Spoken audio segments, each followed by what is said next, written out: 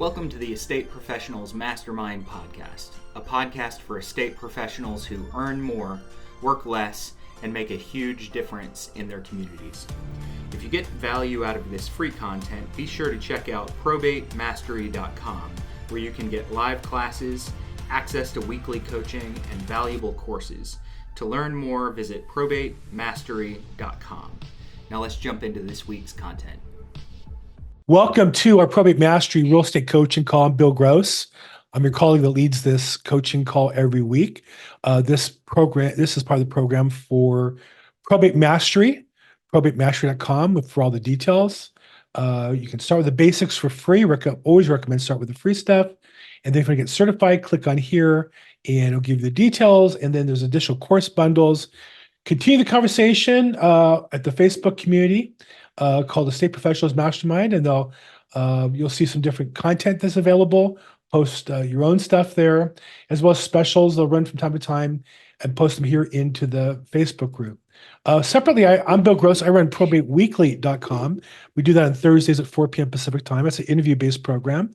I have who's coming on this week? Is a vendor from the East Coast. But come on and put your information in. You'll get reminders, or you can scroll down and get the audio version or the past episodes of my program.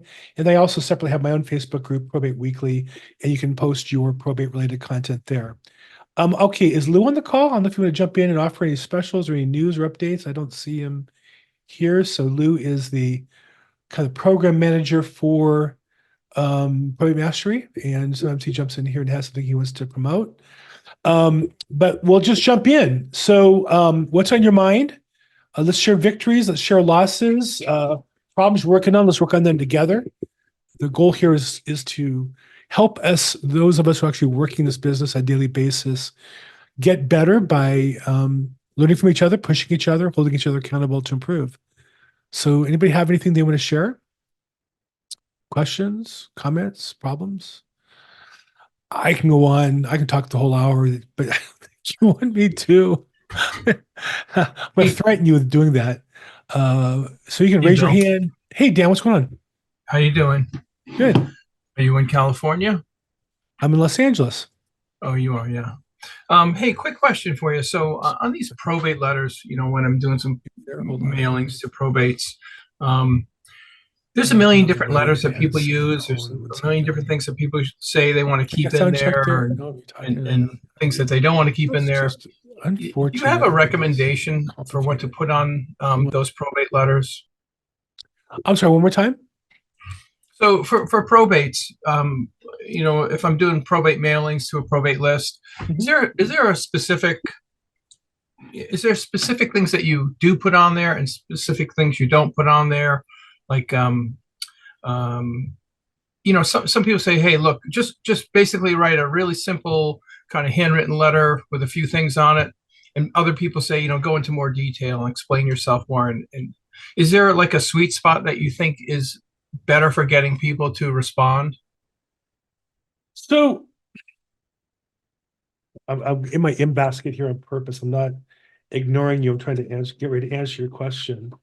So I am a petitioner on two probates, one in San Diego and one in Riverside County.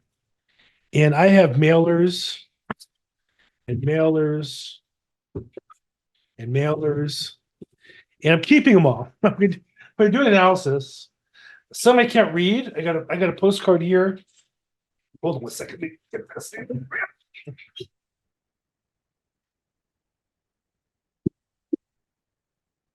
Here's one where they said use the handwriting font. I can't even read it. I mean, I guess you could read it, but I can't read it. So I think I have a rule on these calls, and I have a rule as a coach, which is two things. I'm never going to say anything because I'm getting paid to say it. I'm going to tell the truth. My own criteria when people ask me to speak is as long as I can tell the truth, I'm fine. I will not be edited. I'm too old. I'm a grown man. I pay my taxes. And if you want to hear what I have to say, ask me. If you don't ask me to speak. That's my rule. Number two, I'm really careful to only talk about things that I know that work because I've done them. So now, I also know that every market's different. I happen to be in one of the most competitive markets in the country, Los Angeles. San Diego is very competitive. San Jose is very competitive. Metro areas tend to be way more competitive. Suburban areas less so. Rural areas even less so. I interviewed a coach, Sharon. God, I'm blanking on her name. She's from Kentucky. Vornholt from Kentucky, and obviously more rural than where I live. So the rules are different, but everybody's experience is based on their experience. But I'll tell you that on my listings, when I'm the petitioner, I get about 20 pieces of mail each so far. I get horrific texts in that they're long. Somebody gave them a template to use, and the database pulls up my phone number, my personal cell phone, and my wife's personal cell phone. So my wife's getting texts saying, "Sorry for your recent loss." And she's a little more emotional than I am. She doesn't really know what I'm doing, doesn't really understand what we're doing. So she gets, "Who died? Sorry for the loss of your, mother. Did somebody die?" So I think that whatever you do in marketing, you should start, check the results, fix it, make it better, do it again, do it better, do it again, do it better, do it again. Anybody tells you this is the system, I think they're probably misleading you. They're selling you something that really doesn't work. And so to answer your question, I think that if I was going to do mailing, when I started in probate, my main lead generation was going to court every day. When COVID stopped that, I changed my main lead generation to social media and videos, which should be a surprise if you know me at all. Both of them I worked at every day. Both of them I iterated every single day. Both of them, if you say to me, "Well, how does that work?" The answer is not a 5-minute list. It's like the result of years of doing it and improving it all the time. So when you ask me about, and I know this is a long answer, probably a little more than you wanted, but I would just say to you that if I was going to do mailing as my main marketing for probate, I would do split tests every month. I would check the results of each one. I would track them all. I would track different colors, sizes, postcard versus letter. I've had people mail me pens. To me, that's just kind of annoying, but everybody's different. It doesn't matter how I am. It matters how enough people respond to generate business for you. And so what I would say to you is I wouldn't take anybody's word for how the best letter is that works. I might start with one, but I would really start with two. Start with two and see which one performs better, and then keep the better one and try something different the next time. And I would iterate every single month. And if you can every month improve your response rate by 0.1%, and over the course of a year, you're going to improve your response rate by a full percentage point. That's huge, right?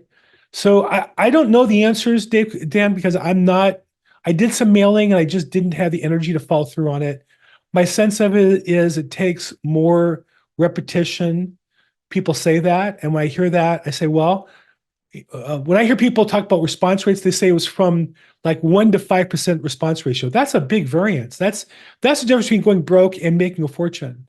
So the number should be somewhere like 2.2% or whatever you experience with it.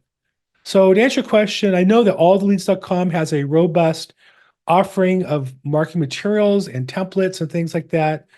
I think that, and I like them a lot, and I'm a client of theirs. I've used their flyers and their websites and their training, but I think they make it sound too simple. And I don't think they really get you committed to signing up to building a business, which requires constant iteration, constant attention, constant changes. Yeah. I mean, for mailings, everybody says you have to mail, 5, 6, 7 pieces to the same people. I don't know that that's true. I don't know that's true. I don't know. Yeah. I know that, for example, one of the best, not to pitch politics. I'm not saying one side there, Democrat, Republican, Biden, Trump, but politics is one of the best ways to learn about marketing. It's such a pure marketing game. And I know that the people who send me political material, they don't send me 5 or 6, they send me 1, maybe 2, right? They know what they're doing.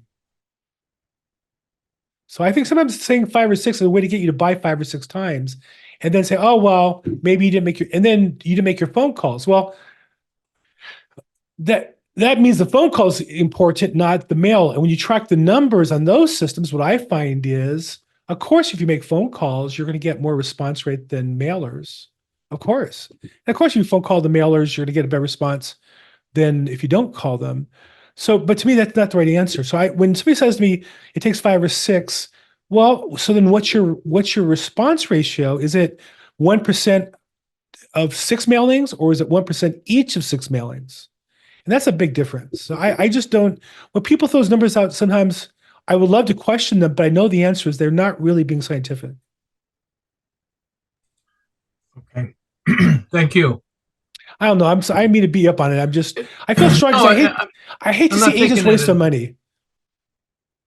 Well, do you think mailing in this day and age is not a good way to go about things? I mean, no, the opposite. I think there's wide open opportunities with direct mail, like never before. I think there's so much attention on other things. I think mail has been, but that said, it only makes sense. It's only a business if you can track the numbers and the results. So if you can track how many people call you off of that, then or email you or text you, then you can track it and see what the impact is and determine if it's a viable business or not. But to say, well, it's 5 or 6 mailers, maybe you get no response after 5, but somehow on the 6th one you're going to, that doesn't make any sense to me.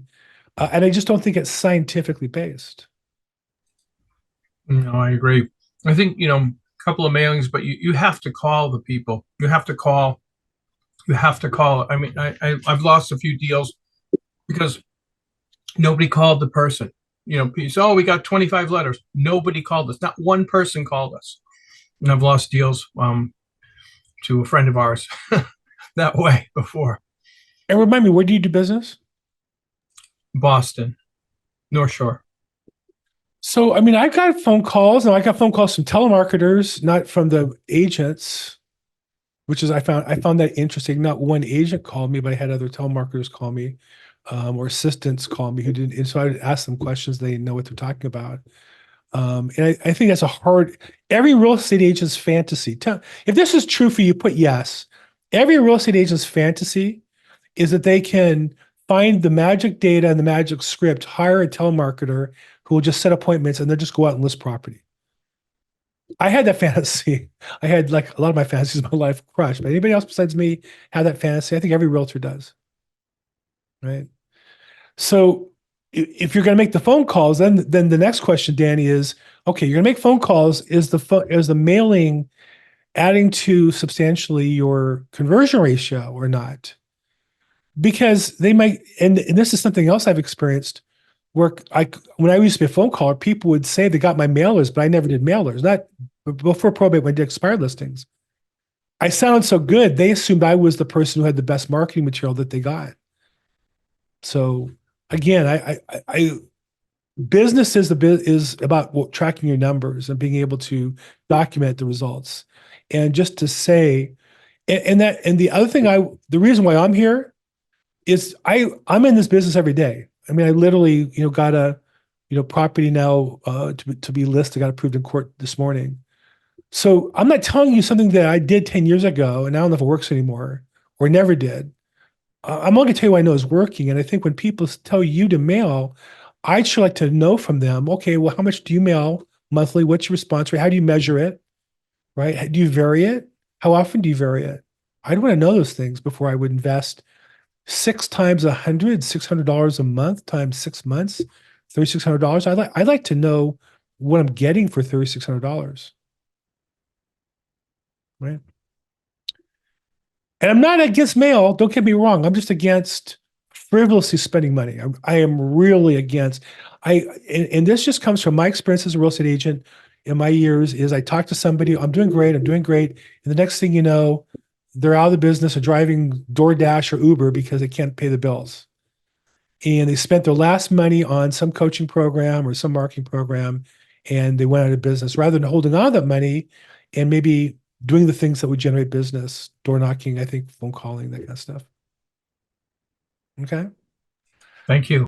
Okay, my pleasure. I'll get my soapbox. Sorry, guys. I don't mean to scare you for asking questions. I just hate to see people waste money, and I hate to see people talked into wasting money. Okay, other questions, comments? Anybody else? Anybody doing any mailing with success? You want to share your numbers or share your experience? Glad to hear it. I would say I'm glad to hear. If I'm wrong, I'd love to hear it. Nothing I'd rather do more than learn I'm mistaken, so I can learn from it. And I will say I do mail to my center of influence attorneys. So attorneys I've met, talked to. I'm not so black and white in how I define it, but at least I've met them. I've talked to them. I have about 200 in my database. I mail postcards to. I was doing monthly, and I've just cut that down to once every 3 months just to save some money. I don't get a return for that other than I keep in touch with those people.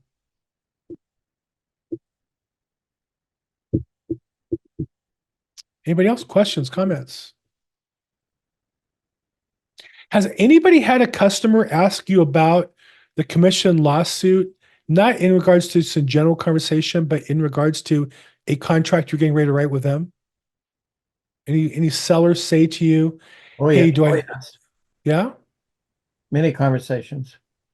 And so of ones that you got listed afterwards or you didn't list as a result, or It's just general clients or potential clients, what this is going to do. And also just maybe not even clients. They just heard about it. So what's that going to do to the industry?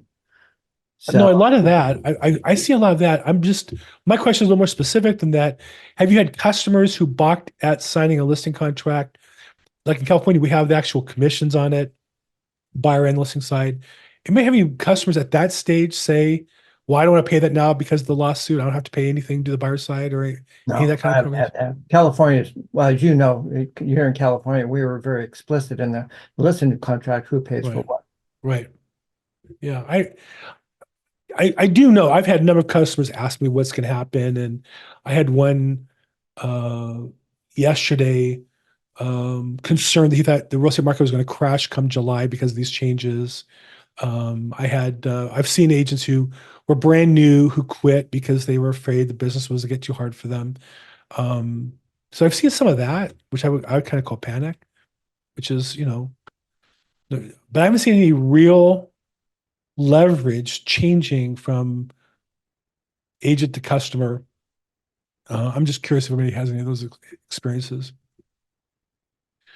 Okay, what else? What else is going on? Here we are in April. A fourth of the year's gone already. How about that? 1/4 of the year gone, and come November, December, things slow down. So we're really in the fat middle of the market right now. Anybody? No? Okay. Let's see, Jim, I see your hand up. Hey, what's going on? Sorry. Hey, Hi, Jim, what's going Bill. on? Jim Stewart from Virginia Beach. I'm an investor. And back to your previous question, that was always a question I had, even when I got my license. Why is the seller paying a commission to the buyer agent when they're not representing me? Right. And so, now that this lawsuit's happened, I'm very much inclined, not to, put 6% out there on every deal, and take care of both sides of the transaction. And especially in this market, which is a seller's market, still, at least in my area. And so, it really goes back to a question of fairness. What is fair? Should me as a investor, as a seller doing volume, why am I giving 3% of every transaction to a buyer agent who isn't representing me, And, it's my agent's job to sell my property, not for me to necessarily, reward a buyer's agent. That's up to them. I've rarely double ended deals, in particular probate. Attorneys, I think, really frown on that. Personally, I find it very hard. Once I've signed a contract with a seller saying I'm going to get you top dollar, how do I represent a buyer and get them what they want is the best price? And so I've made a few exceptions when the property was very small, like a $10,000 piece of land, and other agents wouldn't be bothered with it, or very sophisticated investors who would say to me, "You can represent me if we get somebody else, we're just going to pay them." And they're buying it maybe sight unseen as a development project or something where they don't really need the representation. They're making an offer, they know the price, they know the numbers. And so a few times, and even there, I feel uncomfortable, to be quite honest, because I want the seller to know they're getting my complete attention.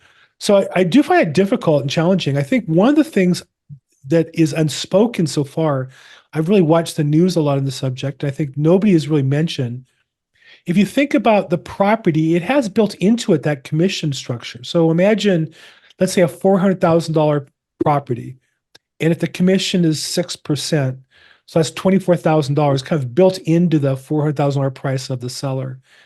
And if we said, well, we're still going to list at 3%, but we're going to pull the 3% back, and the buyer's going to pay it.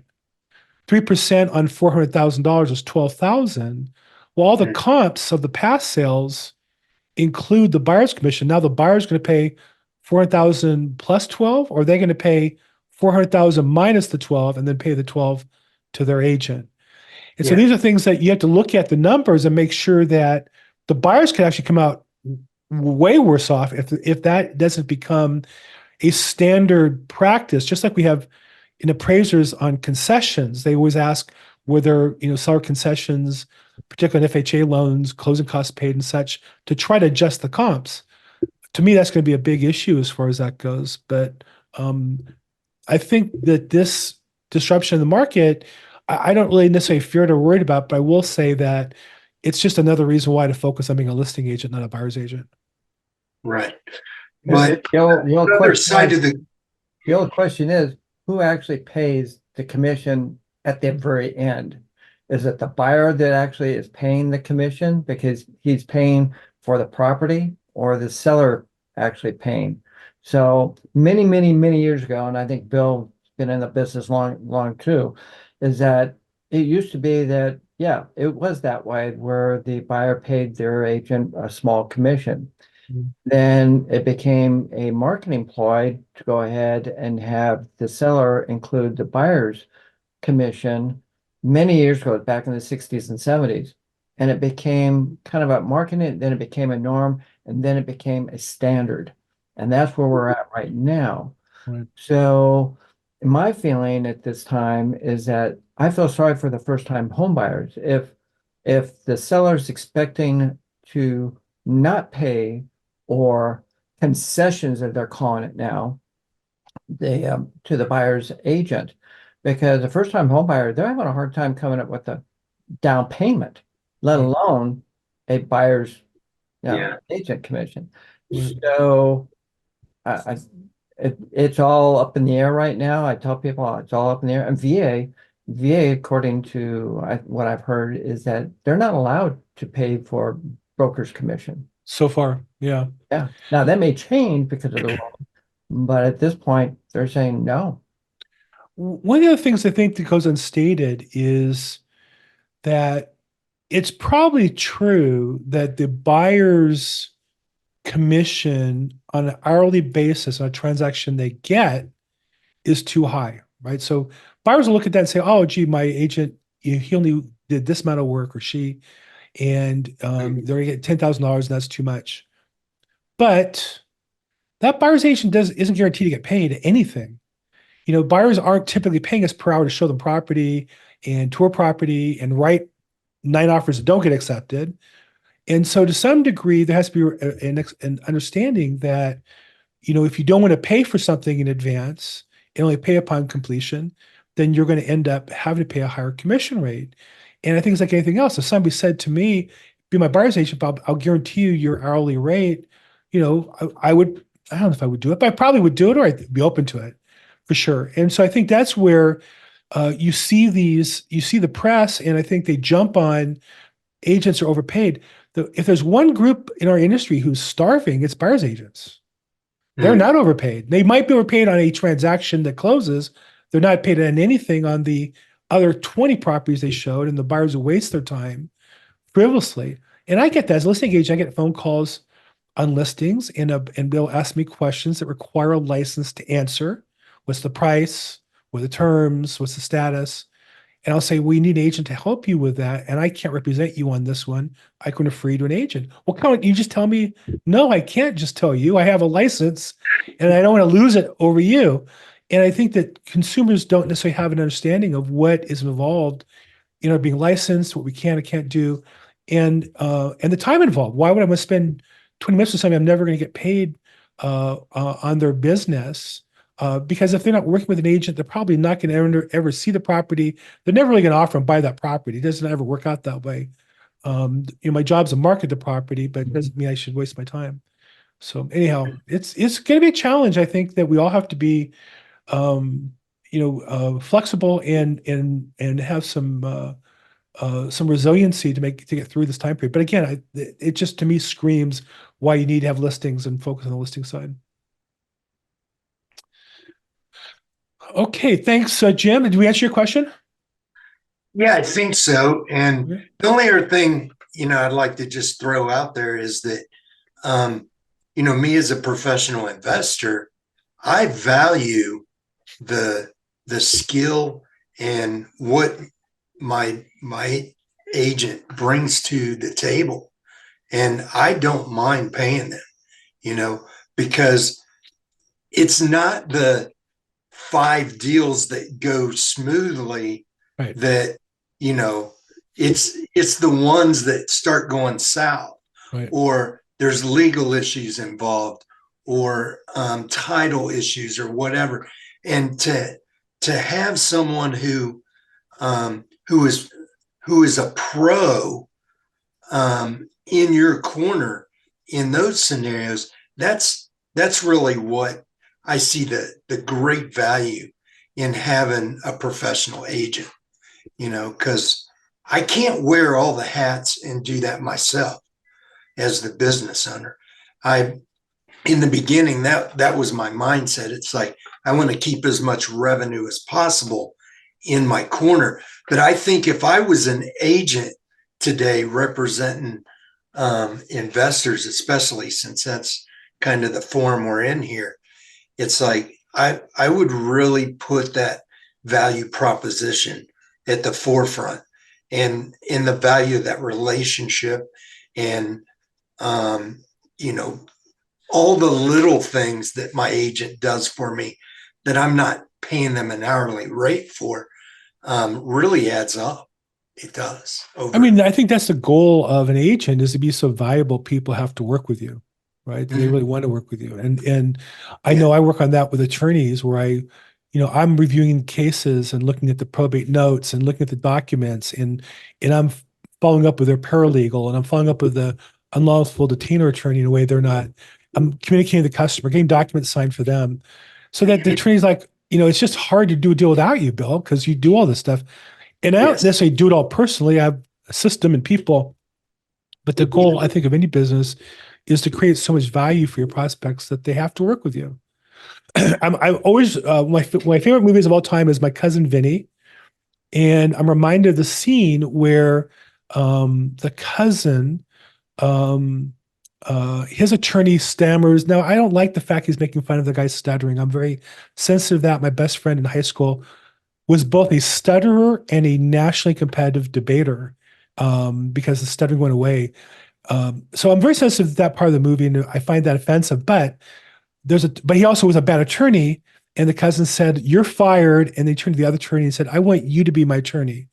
And I want customers who feel that way about me. They're old agents fired, and they want me to represent them, and particularly investors, I think. And I've had investors who I work with, and then they go to some other agent and come back to me and say, well, the other guy doesn't do this, or that. Right. That's what I do. And that's how we want to be. So for all of us, here's an investor, he's telling you point blank, it's the value proposition of being valuable to your customer that's going to get your business. And I work with investors, and I'll do things like when we buy the property, I'll tell them, well, I'll sell it and cut my commission by 1% because I've already got the property. I've already done a lot of the work. It's easier to work with you the second time around. So I'll pass on some of the savings to you to reflect the fact that you're a professional. I do get investors who ask me to save money on the purchase side. I never do that and they'll always say they'll list it with me again, and often they don't. And so I said, just to avoid that, it's not worth it for me. And I appreciate if you want to work with somebody else. I really don't care, to be honest, but I know I'm going to help you I'm going to increase your ratio of getting that property. That's what you're hiring for. And if you don't need me, then don't use me. So. And something else that I've chosen to do is if another agent brings me a deal, I always give them the listing. And I tell my primary guy that, if someone brings me a deal, right, I'm going to reward them with the listing on the outside. On the flip side of that, I've had an investor say it to me and not list with me on the outside.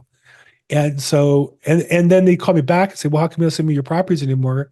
So, well, because we priced this deal that you're going to let me list it and you didn't. Well, blah, blah, blah. And I'd say, well, that's how I get paid. So, yeah. Hey, I fired my dentist. I literally told my dentist, for years, he called me and asked me questions and they listed with somebody else. And when I come back, the secretary called me for a call back in dentistry and I said, well, I'm no longer using him because he didn't use me for real estate. And he called me and said, is that right? I said, yeah, how do you think I pay for your dentistry? I pay yes. You by selling houses. If you use somebody else, let him be your dental patient, right? So, okay, there you go. That's probably a little too much information for you guys. Jim, thanks so much. Okay, so let's see. Ray says about exposure and traffic, the buyer's agents are the backbone of the market. I don't know. I agree with that. I think cooperation is the key. What we offer uniquely as realtors that Zillow doesn't do and Redfin doesn't do is we both work with buyers and sellers and cooperate to service the customer. Zillow's just in it for their fee. They would literally cut the throat of every realtor they could if they made an extra dollar revenue. As Redfin, the owner there who's worth millions, started off to disrupt real estate agents. Now he's hiring real estate agents. So I don't think they can really decide that. But we as realtors, the core of what we do is cooperate. What's really under attack, and I'm going to do a video on the plaintiffs in this commission lawsuit because it's just despicable, the whole thing. The core of what we do is work together and service our customers as a result. And that's capitalism. And what's really under attack, I think, here is capitalism and our way of doing business in America. Okay, Lou is on the call, Lou Gutierrez. And so if you have questions in the chat box, he describes the program, and you also can book a call with him if you want more information about anything with the Probate Mastery. So I'd love to have you do that. And then Vince says, look more of a consulting business concept rather than traditional brokerage. I would agree with that. And then Richard says he sees the same 5 to 10 listing agents who are listing the properties at 0% for the buyer's agent. It's almost like the listing agent makes a decision for the seller. Has anybody else see that? I think that if I was to promote that concept to my customers, most of them would agree with me. They're hiring me. Richard, I don't know that necessarily it's that they're forcing the decision. It's that, we're salespeople and our job is to service a customer. And if you believe that offering 0 the buyer side and saves money for the seller, then you would do that. And I don't know that I would assume it's nefarious. I do think that there are agents who do it dishonestly, assuming buyer's agents will offer the property and not check and discover there's no commission while they're in escrow. Now, one of my best practices is I always download the MLS full detail report and attach it to my offer, and I circle the commission because by MLS rules, you can't change the commission if you've submitted an offer and have that. So, and that forces me to check the commission, and I'll discover sometimes it's below or not. But I wouldn't assume they're doing it dishonestly. There are agents who are scared and don't offer good value to their customers, and their only response is to cut the price. And like most discount services, you get what you pay for or don't get what you don't pay for. Ann Bollinger says she has a question. Ann, if you want to raise your hand, or there you are. Let's find you here and add you in. What's going on, Ann? Hi. Hi, Bill. Thanks for everything. I am a licensed agent in Nevada, but the question I have relates to Missouri. I have a friend whose parents have recently deceased. She has what she calls as a friend who's a licensed agent that says that the agent can manage the entire probate process for her, taking it to court. Is that right? An agent can do that? Or does my friend have to be there also? Well, first off, I don't know Missouri law, so I think the right answer is somebody who is licensed to practice law in Missouri. But just to use the semantics of what you said, I might say to a customer, "I'll manage the whole thing," and what I really mean is I have a legal service that I'm going to delegate the attorney work to, and in some cases I have a service that I will delegate that will act as the fiduciary for the customer. And in some case, and I have another company that will advance all the fees for all that and all the other expenses. So when you say the word manage, it could mean that they do it themselves, or it could mean they have a team of people they work with that do the various pieces of it and maybe act as their attorney and or act as their fiduciary as part of that process. I do that, and that sounds like language I might say, and it's not precise, but at some point you have to explain what all that means. But will my friend need to go to court, to talk with the judge or magistrate? Again, I don't know state law in Missouri, and I don't know the local rules of that particular county, which also these things vary by county. However, typically you don't need to if your paperwork is submitted properly. Most courts review the filings ahead of time and will pre-approve a petition if it's correct, or somehow identify if there's defects in the petition that you need to correct. And so in most jurisdictions, in my experience, you can correct those deficiencies before your hearing date, and then the judge will just simply approve it as prayed, approved as your petition asked for. And so depending on what she's asking for, they might be able to do that without going to court. Today, I happen to be a petitioner on a court case for a client, and the attorney was on, in this case, it was video, because they allow in LA County video. And I went on video just to be there in case something came up. I didn't have to be. So the client didn't have to be online. But to me, it's a good practice. The other attorneys see me. I put on a suit and tie and sit, it's in my office. I just keep that here. But it's a way to also have the other attorneys see me. So to answer your question, in many cases nowadays, customers, and especially since COVID, there's ways the courts have worked that customers don't have to go to court if everything's done ahead of time properly. Thank you. Sure. Thanks, Ann. Okay. And I think I caught that. Okay. I think I'm up to date. Let's just do some housekeeping real quick, just so we know where we're at. Oops, wrong. That's weird. Where am I at here? What happened to the Probate Mastery? That's weird. Oh, I must hit, you know what? I know exactly what I did. That's funny. Okay, so this is Probate Mastery's real estate coaching call. And we do this every Tuesday, 11 a.m. Pacific time, 2 p.m. Eastern time, and everything in between or either side. It's part of the Probate Mastery program. You can go to probatemastery.com, select the free courses, you get certified, as well as take additional course bundles. All those details are here. We also have a Facebook community to continue the conversation. Post your questions if you miss it. Look for promotions, look for reminders and such. And then I separately have my own program, Probate Weekly, which is primarily an interview-based program every Thursday, 4 p.m. live, and we live stream it on social media. If you put your email address down, I'll send you links and information to that. And we also have it on audio formats, and the past episodes are available on YouTube as well. So I hope you find all those interesting and helpful. And I'm Bill Gross. I'm at Bill Gross Probate on social media. I'm a practitioner. I sell houses in Los Angeles, California, as well as I'm building a national team of realtors who are probate focused across the country. We just added one in New York to go with Florida, Georgia, Minnesota. Yeah, that's in New York, right? Yeah. Anyhow, questions, comments, problems, So what is your, victories? hi, Chuck Smith here in the Portland Hey. area. What is it that you're doing building nationally? So, I think that one of the opportunities that's unique in probate is a national business, not just if you think of real estate, there's companies that are national, obviously Keller Williams or Search 21, but as an individual, it's possible that we would get an estate with a property in LA and another one in Florida. It's unusual part of probate. And very often our attorneys in LA are looking for referrals to attorneys in other states. And so my goal is to build a nationwide team of realtors with me at EXP that are in other states so we can kind of work together on referrals. I do where I have holes in that group, I refer out, and I've done a bunch of referrals. Last year, I think I closed 3. This year, I've already closed 2. So, but I'm looking for agents in individual states to help coordinate our marketing together and work together on my video marketing program.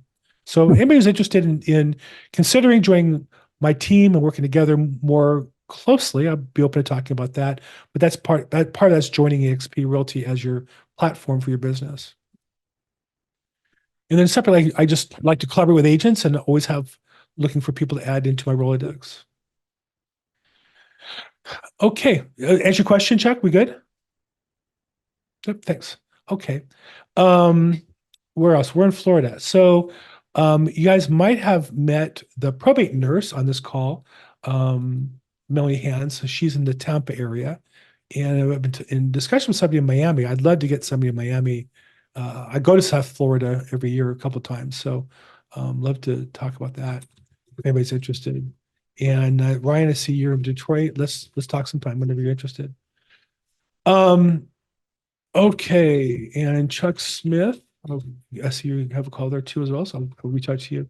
Okay, any other question? And again, I didn't mean to make an advertisement about what I'm doing. I just, part of why I want to share it with you is one, just to be, honest, to challenge you to think big too, because probate is a huge niche. It's really, I think of it as a super niche. And there's a lot of different ways to work it within probate. Investor, Jim's an investor. Melanie's the probate nurse. She works primarily with nurses that do placements for families into senior living. I work mostly with attorneys and legal services. I like to work that angle myself, and financing and advances. I used to work strictly court sales. I still do some of that. That's great, a great niche. So there's different niches you can work, and I think that there's a bunch of ways to skin that cat. Senior citizen housing, estate planning is another one. I actually have a video on 11 ways to get listings in probate, and I really work 1 or 2 of them. So part of my goal here is also get you to think a little bigger. Hey, George, in Miami, very nice. I love Miami. My family and I go to Surfside every year for vacation. I used to live in Boca. Okay, other questions, comments, challenges? Who's got a victory you guys want to share? Duane's got his hand up. Let's get Duane in here, and then I'm not sure who's next there, but what's up, Hi, Duane? Bill. How you doing? Yeah. I've seen a couple of your emails go past that have to do with building your business using email, and you have a small fee that goes with it. Could you expand a little bit about what that's about? Sure. It's funny you ask because there's an ancient Jewish piece of wisdom, which is more than the calf wants the milk, the mother wants to milk her calf. And I think a great coach wants students to succeed more than the students do because the coach's ability is stronger. I found myself when I talk to agents who join my team, we always start off with what I call the foundation. And when I talk to agents, and now for anybody here, whoever wants to, have a call one-on-one for 15 minutes or so, I'm glad to give a coaching call for free. Even though we charge on the website, I'm glad to get people my perspective on your business, try to help. But I always start with what I call the foundation, because to build a house, you have to have a good foundation. And that foundation is all the people that you know, like, and trust, and know, like, and trust you, and how you communicate with them. And in some regards, leadership is about communicating, And the more people you communicate to and the more effectively you communicate, the more powerful you're going to be, more successful you're going to be. It's just math at that point. And so many realtors are in the business and don't accumulate the names and numbers and emails of people they meet. They door knock and lose the names. They go to network events, they lose the names. They change companies, lose the database. And so what I've tried to do is create a email program, a mastermind program to cover what I think are the four basics of your business to build that foundation. And it's not to say, and then you're fixed forever, but to say, these are activities you should do forever, which is number one, make sure you're accumulating all your data into one place, your CRM, your database program, your mailing program.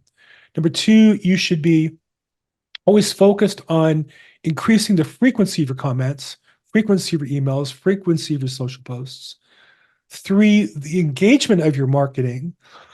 You always want to make sure people are opening your emails, reading your social posts, watching your videos, and tracking that. And then fourth is adding new platforms so that the same content you do, that you email, you can post in 2 or 3 places and then leverage your time more effectively. So for example, one of my goals in my video program is I looked at 10 times my effort. So if I do a 10-minute interview, I know it costs me 15 minutes of time to get on that interview. I want to get 150 minutes of watch time. Then I know I've broken even. Now some videos do better, some don't do as well. And so I'm always trying to increase that number as best I can. But so the email program is really about going through, I do a 1-hour overview of those 4 areas, doubling your contacts, doubling your frequency, doubling your engagement, and doubling your channels.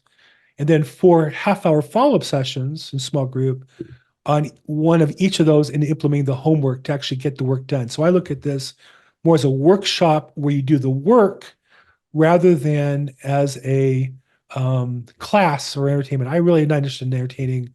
I really want to help people be successful. So I do that class once a month. I next offer it on May 8th. I just launched the last one last week. I'll put a link into the chat box with the details if anybody's interested. And then if you're in the LA area, I'm doing it live on Friday in Diamond Bar, which is unusual to do it that way, but we're gonna do it live one time as part of another program I'm doing. So, but again, I think for even if you take the program, just think of the concepts that you really have to get everybody into one.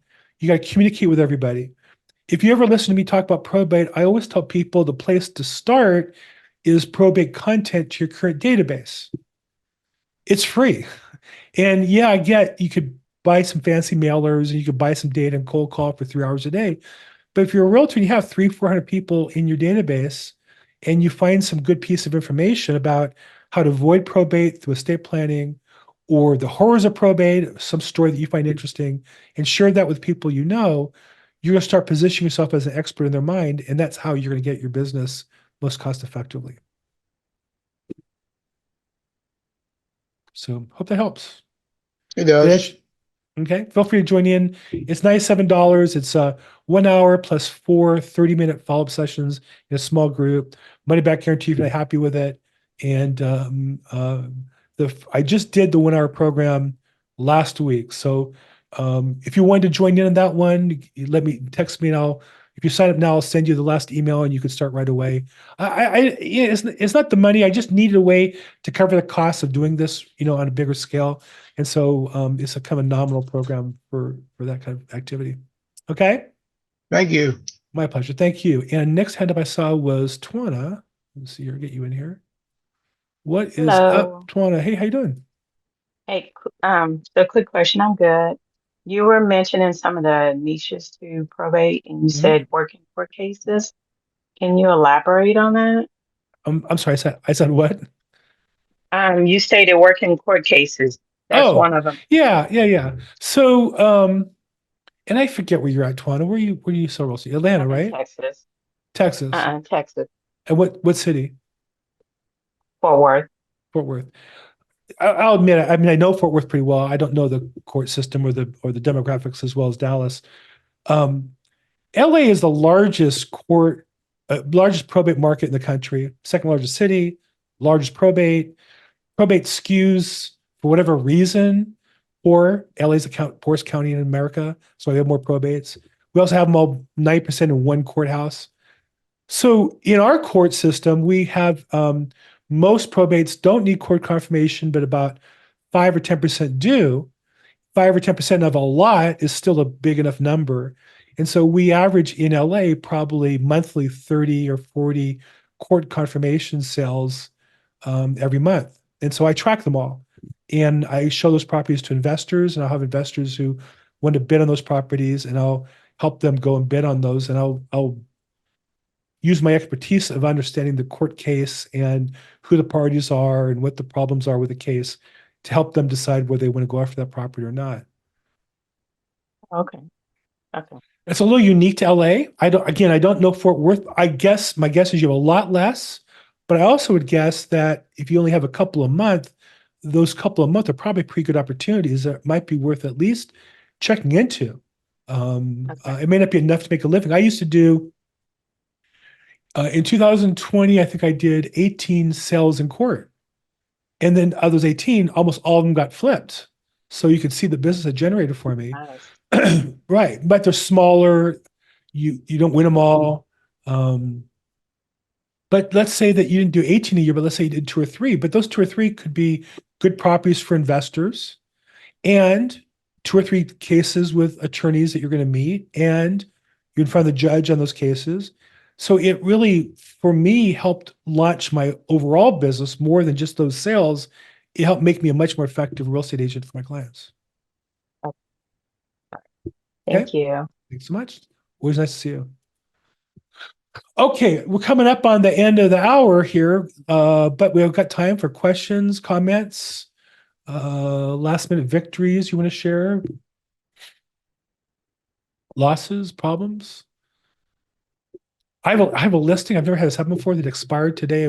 I'm just glad to have it expired. Just this lady from the beginning, I advised her on getting an attorney, a particular process. It's like she just would not follow my instructions, and it's been about a year and a half, and she's no closer to getting authority than I met her a year and a half ago. And I had listed the property, and I tried to talk her out into counseling it. I couldn't get her to, and today it expired, and I am so thrilled. I've never been that happy to have a listing expire. Jim Stewart, what's up? I'm sorry. You're muted. You had your hand up. Real quick question about the probate leads. Mhm. We have the option of getting the probate plus with all the property information, all the what's it called, when you get all the phone numbers, the skip trace, all that. What's your thoughts on that? I mean, the way I was looking at it is, if I invest the extra cost per lead, then I can eliminate the leads that don't have properties. For example, if I'm the investor. Yeah, sure. Do you have any thoughts on that in terms of the return on that investment?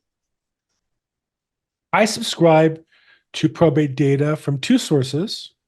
Mm-hmm. But I don't use the data to mail or call. I use the data to create the database, and then I supplement with my own fields that I'm interested in. And that way, when somebody calls me and says they're in probate, I have their case information. I have who their attorney is. I have how many cases their attorney's done in the last 5 years. So I don't use it for lead generation or prospecting. I use it more for the research. But as far as when you say Probate Plus, is that a product through leads? All the leads, yeah.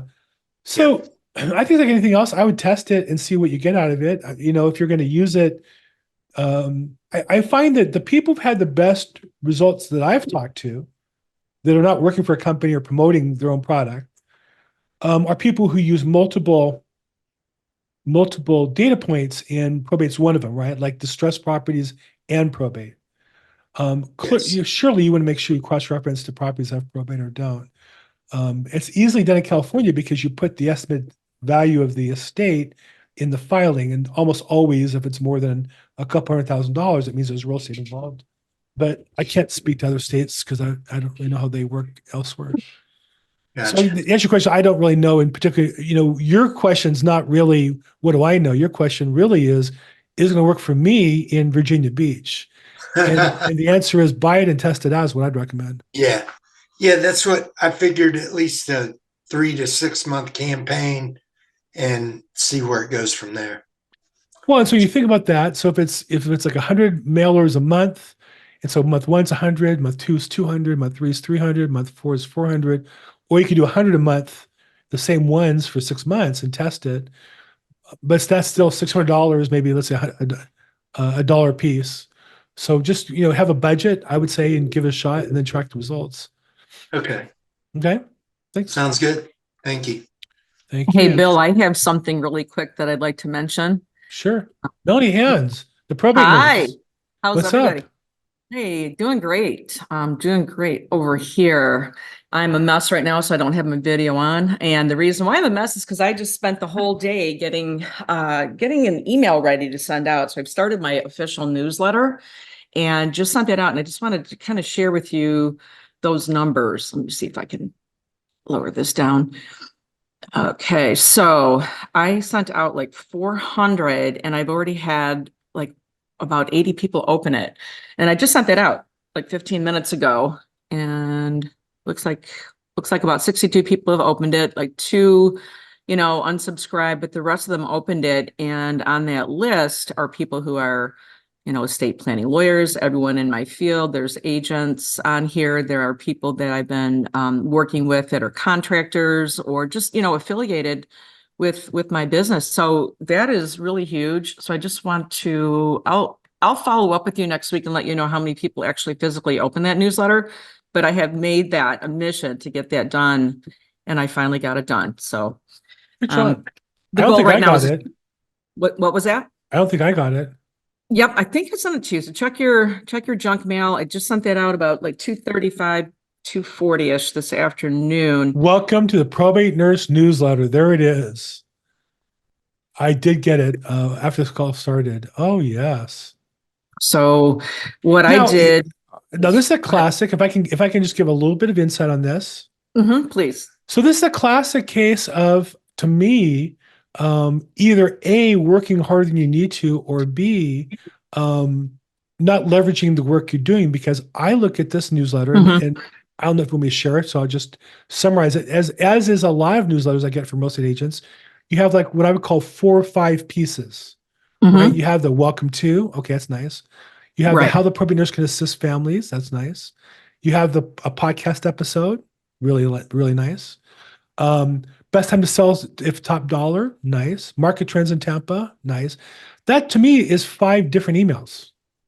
And so you spend a lot of time creating something that, how often do you send this out? So this is my launch. Don't forget, I'm kind of just showing people what we're going to do, but I plan on doing this at least every other week. And it could just be, if I did it weekly, I could just do the updates, or the following week I could do something else. So it's not like you have to have a full blown newsletter, but I just kind of wanted to do it all inclusive and just show people a little bit about everything that we'll be covering in 2024. I think that it's great. And I would send that out in its current format at least monthly, but I would also send out, say, weekly the market stats and weekly your podcast episode, and to go from one email every month or every other week to at least one, probably in your case, 2 or 3 a week. Okay. Because here's the thing, people who, and this for everybody, and this goes back to the question somebody asked about the email program and one of the principles of the program. People don't like you, you're going to unsubscribe. Doesn't matter. People who like you, like I'm one who likes you. And frankly, I'm never, no offense with Tampa at all. I've been there, like Tampa, nice enough. I root for the Bucks, one of my favorite football teams. But I'm never going to move to Tampa, but I'm interested in your newsletter because it's you. And so that's one of the things you have to understand is when you send out content to people who have a personal connection, some will open it just as a way to say, well, what's Melanie doing? Right. And so we should all be more comfortable sharing information with people who know, like, and trust us, and not worry about more than once a month is too much. It's not enough. I don't have enough Melanie Hand in my life. I Well, just I'll be don't. honest with you. I know that you have to do it at least once a week, and that's why I'm doing the podcast. Plus, I also do my, less than 1 minute posts on TikTok just to keep in front of people. And then I post those everywhere, stories, Right. reels, LinkedIn, Right. everywhere. So it keeps you, front and center. This is just an adjunct to that, and you can utilize it any way you want. And it's really cool. I'm actually looking, in live time at who's opening it, who's unsubscribing. This is pretty amazing. Yeah, good for you. Good job. Yeah. Good job, Emily. Thanks for sharing that. Thank you. Okay, and I see a question. Is it legal to create a FOIA request for the county probate court to release all the records for the past X number of years, along with the name of attorney on the case so we can prioritize who to target? Wow, Ryan, that's a legal question, a FOIA, a Freedom of Information Act request to county probate court. I have no idea what that would result in or not. I do know that there are services that have the past data. So I use here in LA Retran, RETRAN.net. And I was able to go back like 3 years. So when I started, I would go in and they let you download, I think like 200 at a time. So I had my virtual assistant go in and just 200 at a time, 200 at a time, 200 at a time, put them all in one spreadsheet, sort them all, and I had the database and I keep it going forward. So I don't know that you need a FOIA request. I imagine that would be an expensive proposition. You might find a data provider that has that data for you and can provide it for you. I would start with that rather than a FOIA request. Okay, I think we're at the top of the hour, so we're going to finish up here. Again, I'm Bill Gross at Bill Gross Probate on social media. This is the Probate Mastery Real Estate Coaching Call. I think we had some good stuff today. Was this helpful today? We learned some good stuff? Yeah, good. Well, I appreciate your help, Jim and Twana and Duane and whoever else helped along the way. I know Chuck Smith. Thank you for participating. I know the more you participate, the more you get out of it and the more money you make. So thanks for helping out. And I think that's it. We'll do this every Tuesday at 11 a.m. Pacific time, and we'll see you guys soon. Make today your best day ever. Thanks, everybody. Bye-bye. Thanks so much.